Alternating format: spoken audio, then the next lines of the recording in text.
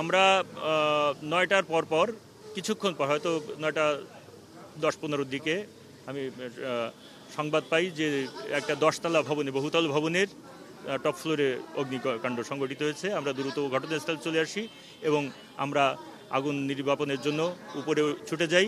এই ভবনটায় hydrant system আছে, maintenance না থাকার কারণে আমাদের নিচ থেকে পানি নিয়ে উপরে উঠায় আগুন নির্বাপন করতে একটু বেগ পেতে হয়েছে। নগদ পেমেন্টে 500 টাকা পর্যন্ত ক্যাশব্যাক আর লেনদেনে প্রতিদিন ডিপ ফ্রিজ এবং ঘন্টায় ঘন্টায় এসি টিভি সহ দারুণ সব গিফট।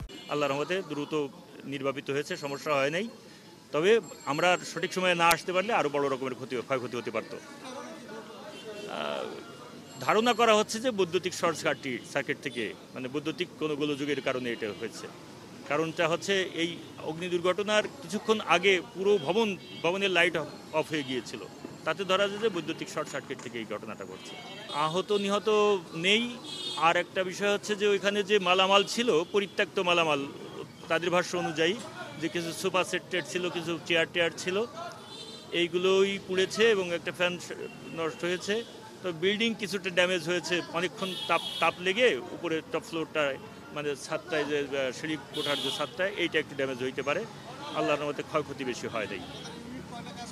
আমরা 2টা ইউনিট কাজ করেছি, প্রায় সব মিলিয়ে আধা ঘন্টার মতো আমরা কাজ করেছি।